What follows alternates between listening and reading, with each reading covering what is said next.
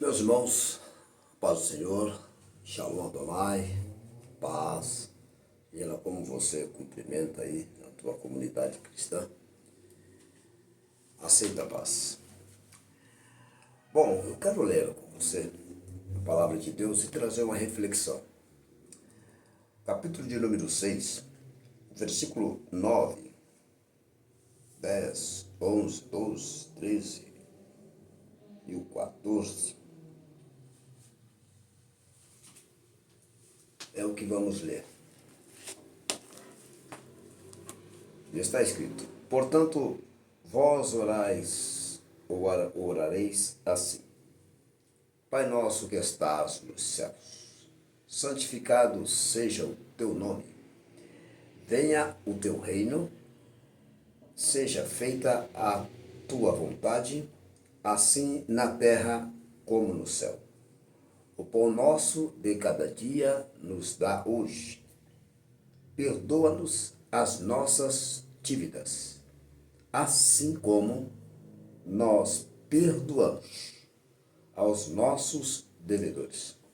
Não nos deixes cair em tentação, mas livra-nos do mal, porque teu é o reino, e o poder, e a glória, para sempre. Amém. Versículo 14 diz: pois se perdoardes aos homens as suas ofensas, também o vosso Pai Celestial vos perdoará a vós. Bom, antes de entrar nesse mérito do perdão, vamos ao texto. Jesus, a pedido dos próprios discípulos, ele ensinou eles a orar. Ao Jesus os ensinar a orar, ele trouxe o modelo de oração. Evidentemente que esse modelo passou de largo, né? No sentido que Jesus queria transmitir. Por quê? Porque muitas pessoas, e há muitos séculos, pegaram esse texto e fizeram dele uma reza. O que é reza? Toda aquela oração que é decorada. É o decorema, o decoreba, né? Você faz de cor e salteado sem expressar absolutamente nenhum sentimento. Então, quando Jesus orienta os discípulos a orar assim, e ele traz o perfil da oração, o corpo, ele forma o corpo da oração. O que é que Jesus quer passar aos discípulos, e certamente eles entenderam, e muitos de nós não entendemos. Jesus não quis que eles aprendessem uma reza, mas ele ensinou os seus discípulos a formar um corpo, um texto, mesmo que não necessariamente por essa ordem, tá certo? Mas ele indica aos discípulos a quem eles deveriam dirigir a oração. Em outras palavras, eu quero que você entenda que o texto diz o seguinte: quando Jesus começa a orar aqui, de forma a ensinar os discípulos, ele está dizendo o seguinte, que é para orar: portanto vós orareis assim, Pai Nosso. Ou seja, quando ele coloca o início ou o cabeçalho da oração, ele já indica que é para pedir ao Pai. Então aqui existe uma ordem, aqui existe vamos dizer cronograma, mas aqui existe uma hierarquia, palavra propriamente dita esta. Primeiro você deve pedir ao Pai, mas com autorização de alguém. Por isso Jesus disse o seguinte: em meu nome expulsarão demônios. Tudo que pedir ao Pai em meu nome eu farei. Ou seja, você pede ao Pai, mas quem vai fazer a obra é Jesus. Mas Jesus só fará a obra se você pedir ao Pai. O que é que Jesus está tentando? Está tentando organizar a cabeça, a mente da pessoa a entender que acima dele, questão hierárquica, há um Deus. E, portanto, poderia sim pedir em nome, com autorização de Jesus, mas pedir a Deus. Então, na oração do Pai Nosso, ele ensina que é para pedir a quem? O Pai, Pai Nosso que está no céu. O santificado é o mesmo que ele colocar para os discípulos entenderem que o nome ou a pessoa do Pai é santo. E, portanto, toda vez que você dirigir ao Pai oração, você precisa falar de forma respeitosa, com reverência, pois trata-se de alguém santíssimo. E assim sendo, a oração tem que ser feita com devoção, com respeito e com foco. Você não pode falar com Deus como se estivesse falando com qualquer outra pessoa. Esse é o sentido da oração. Tá certo? Então a tua oração, para ter sentido, a minha oração, para ter sentido, ela precisa ter, primeiro, uma devoção, ela precisa ter uma crença, e aliás, a Bíblia diz, e provavelmente Paulo, pela característica da carta aos Hebreus, eu imagino que seja Paulo que lhe é escrito aquela carta, e ele diz que vamos ver o que ele diz, capítulo de número 11, da carta aos Hebreus: todos que se aproximam de Deus é necessário crer que Ele existe. Ou seja, então quando você vai se aproximar de Deus em oração, quando você vai para o joelho, quando falamos ajoelha para orar, é o mesmo que aproxima-se de Deus. O ajoelhar é um gesto de reverência, um gesto de respeito também. Pode orar em pé? Pode, mas de preferência de joelho. Se você orar em pé, é uma forma devocional também de orar. Mas quando você ajoelha, você está se inclinando, você está comportamentalmente, fisicamente, demonstrando respeito. Ok? Então, o ajoelhar é uma demonstração de submissão total. Quando você vai falar com uma criança, você se agacha, você não pode falar em pé, porque é uma forma de intimidá-la. Então, você falando com a criança agachada, você chega ao nível dela, para ela entender que você está apenas orientando e não impondo ou tentando amedrontá-la, ok? Então, quando você ajoelha, você está demonstrando para Deus que você quer ser menor do que Ele e por si só já é menor, mas a sua expressão física é uma demonstração de que diante dele você está dizendo: eu sou menor e vou me diminuir ainda mais, porque tu és grande e diante de ti eu não sou nada. Esse é o gesto de quando você ajoelha. Confere, não? E as igrejas hoje, poucas ensinam a orar de joelho. A maioria: fiquem de pé, vamos orar. Ou oxalá fosse como antigamente: ajoelhem-se, vamos orar. Mas enfim, não se incomode com essa buzina que não é comigo, viu? Enfim, ao capítulo de número 11, versículo de número 6, diz: ora. Esse ora aqui não é para orar, certo? Isso aqui é uma expressão verbal. Está dizendo: ora, sem fé é impossível agradar a Deus. Porque se a pessoa não souber ler, por isso eu sempre falo com os meus alunos, a gente precisa entender o texto. Porque quando a pessoa não sabe ler, não respeita as pontuações, as vírgulas, elas atropelam as formas ou as expressões gramaticais e confunde a própria mente por não saber ler e pensar que está lendo certo.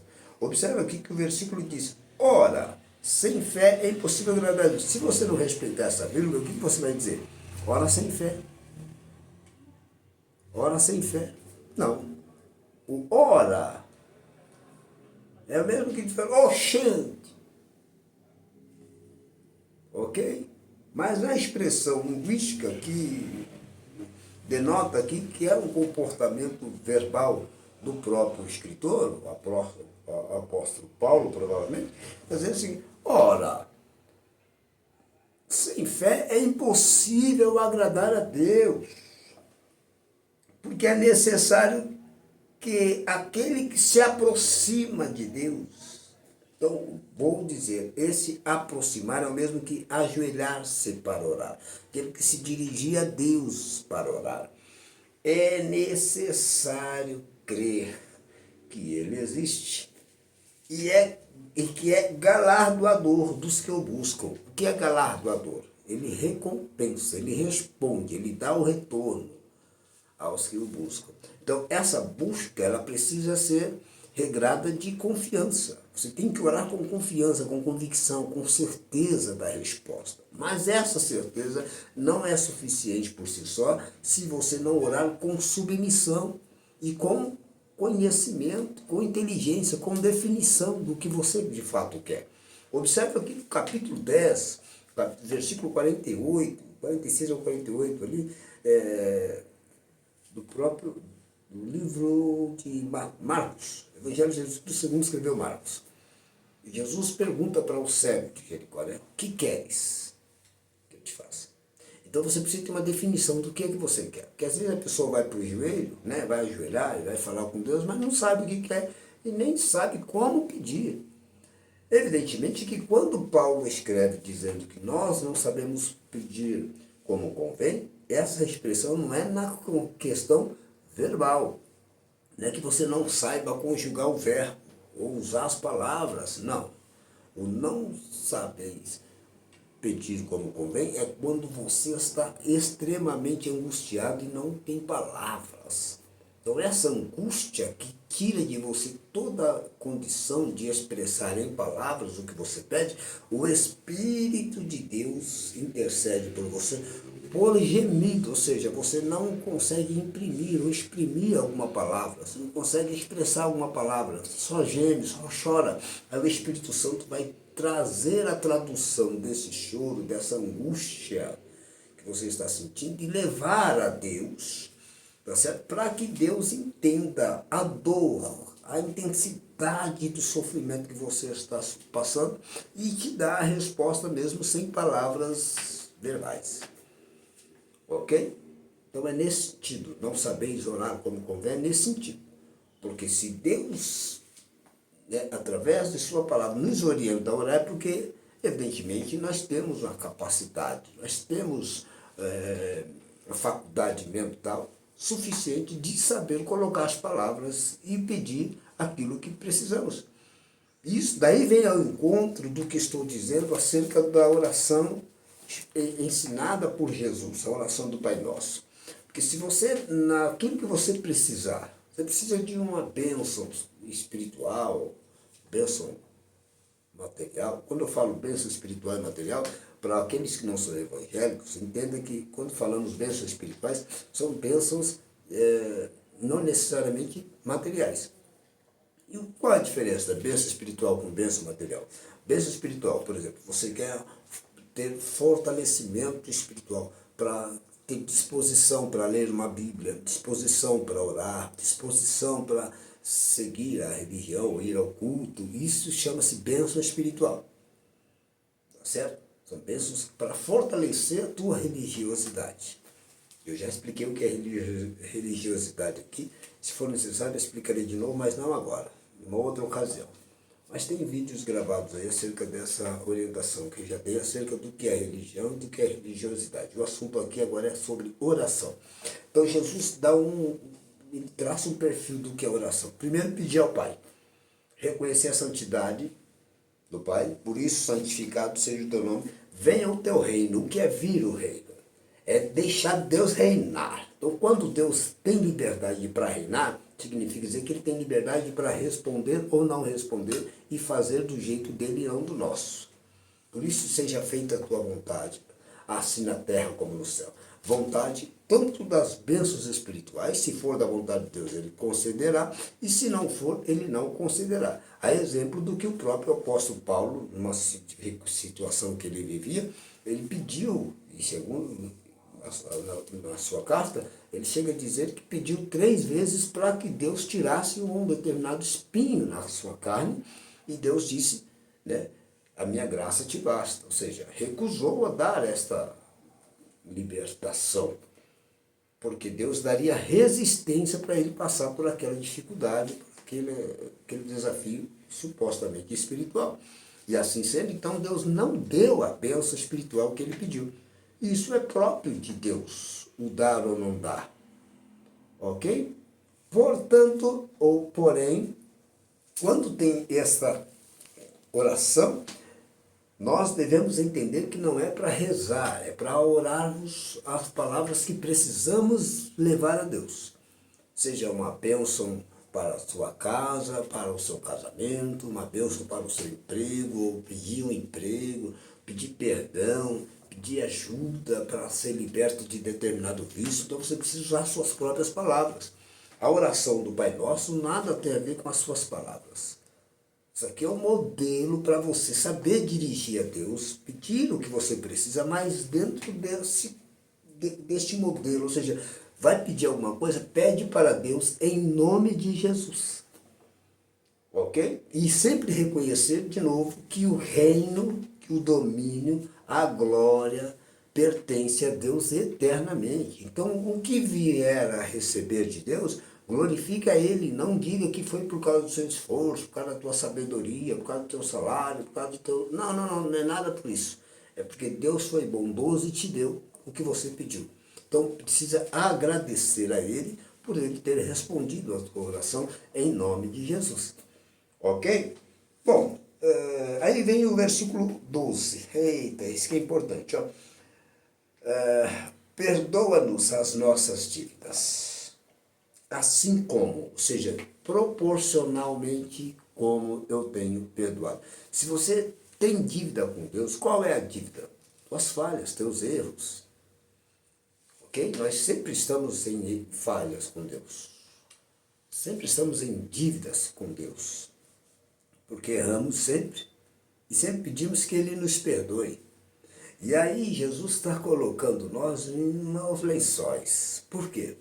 Porque nós só seremos perdoados dessas várias falhas que cometemos, essas diárias falhas que cometemos, se nós perdoarmos também. Ou seja, Jesus está dizendo para nós dizer a Deus, perdoa as nossas falhas, assim como, ou seja, se você não perdoa as falhas que cometem contra você, você também não será perdoado quando a Deus pedir perdão. Porque se você não perdoa, você também não pode ser perdoado. Não é questão de merecer. Merecer ninguém merece. Mas existe a chamada misericórdia de Deus. É ela que nos dá condições de sermos abençoados, embora nossos méritos não nos dá ou não nos confere esta graça. Tá certo? É tanto que o versículo 14 diz, pois se perdoares aos homens as suas ofensas, olha aí, também vosso Pai Celestial vos perdoará a vós. O versículo 15 completa, porém se não perdoares a ofensa do seu ofensor, Deus também não vai te perdoar. Simples assim. Então não basta você pegar a oração Pai Nosso e fazer como uma reza sem saber o que está pedindo. Você fala talvez várias vezes essa oração, você reza vários dias, várias vezes, qualquer coisa que você vai fazer, você faz essa reza sem saber o significado de cada expressão colocada nessa oração. Que é apenas um modelo. Você deve pedir a Deus, Senhor, perdoa-me pelo meu pecado que eu cometi hoje, pelo pecado que eu cometi em fazer isso, ou ter feito errado, assim. Você quer que Deus te perdoe? Sim. Mas você vai perdoar a pessoa que errou contigo também? Então, se você tem algum desafeto, significa dizer que você não perdoou o que aconteceu entre você e a pessoa. Ó, se você não perdoou, como você quer que Deus te perdoe? Confere, não? Então, o modelo da oração do Pai Nosso é enlaçar você e entender que para chegar a Deus você precisa saber o que vai pedir. Não é simplesmente achar que tem direito de pedir, como também você tem deveres para cumprir. E o dever é perdoar. Se você não perdoa, não adianta pedir perdão, que Deus não vai lhe perdoar. Ok? Agora, para fechar aqui, deixa eu lhe dizer uma coisa. Você que é uma pessoa religiosa, extremamente religiosa, gosta de orar, para cumprir o que o apóstolo Paulo escreveu aos Tessalonicenses, na primeira carta, né? Capítulo 5, versículo 17, orai sem cessar. É uma coisa que você muito gosta de orar. Ok. Onde você ora? Ah, eu oro no monte? Ok. E o que é que você vai fazer no monte? Será que sabemos o que significa orar no monte? E geralmente as pessoas optam por orar no monte em período noturno, né? e passam a noite inteira, alguns ficam uma boa parte da noite ali e tal, orando a Deus. Você sabe o que é orar no monte, à noite, sobretudo no monte onde tem muitas matas? Aquilo é um ritual semelhante ao ritual dos religiosos da Umbanda, da Quimbanda, que fazem as obras chamadas de macumba. Eles falam, né, oferendas às entidades e tal. Então você que gosta de orar em monte, no meio do mato, às escuras, você está desafiando essas entidades, esses demônios. Você não está buscando a presença de Deus, você está provocando a presença dos demônios. Sabe o que significa saci? Mula sem cabeça e outros, entre aspas, nomes folclóricos? É que, na verdade, as pessoas viam demônios, né, formato desses bichos e traziam para a cidade, para o convívio familiar, social, as experiências vividas nos matos, e eles então tinham aqueles demônios que os caçadores viam no mato e colocaram como algo folclórico, mas não é nada folclórico, eram demônios mesmo que atuam nas matas. Então, quando você vai a uma mata para orar, você está invocando demônios, provocando e desafiando demônios. Se você não sabia, fique sabendo. Portanto, leve essa experiência, esse conhecimento às pessoas que gostam de montes. Eu já fui várias vezes, se for necessário, eu irei novamente, tá certo? Mas é por motivos muito específicos. Orar, você pode orar em sua casa, nas madrugadas você pode orar em sua casa, você pode orar nos templos religiosos, nenhum problema, você pode orar em qualquer lugar, inclusive na mata, mas você precisa saber o que é que você está fazendo na mata. E é muito triste saber que existem pessoas novas convertidas, essas novas convertidas que a gente usa, pessoas recém-convertidas ao cristianismo, ao evangelho.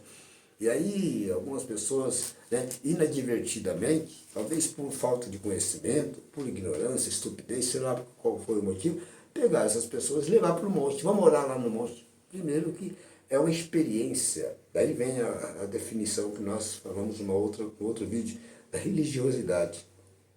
É o que era uma expressão que deriva-se ou que vem da dimensão experiencial, ou seja, cada um tem sua experiência na religião.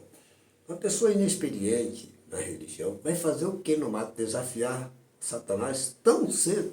Ela mal sabe o que é religião e já vai provocar o bicho lá. E depois tem as consequências que os ignorantes vão dizer que não tem nada a ver.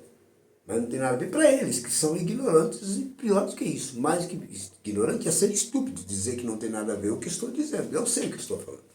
Eu já estive em oração nos montes, já deparei com os demônios, tá certo? Graças a Deus, Deus me deu força e eu o venci, tá certo? Venci os demônios. Enfim, não vou trazer a experiência aqui, mas numa ocasião, quem sabe? Então eu sei do que estou falando. Agora, por que eu vi esses demônios? Porque eu fui desafiá-los. Então toda e qualquer pessoa que vai a um mato, fora de hora, orar, ela está indo, né, supostamente buscar a Deus. O que ela pode fazer em casa, ela pode fazer nessa mata durante o dia, e não necessariamente ser em mato. Fala, mas Jesus foi orar no Monte das Oliveiras, mas não tinha mato, tinha árvores. Certo? Era como se fosse um parque Ibirapuera, entende assim? Era um negócio muito bem organizado, obrigado, e movimentado também.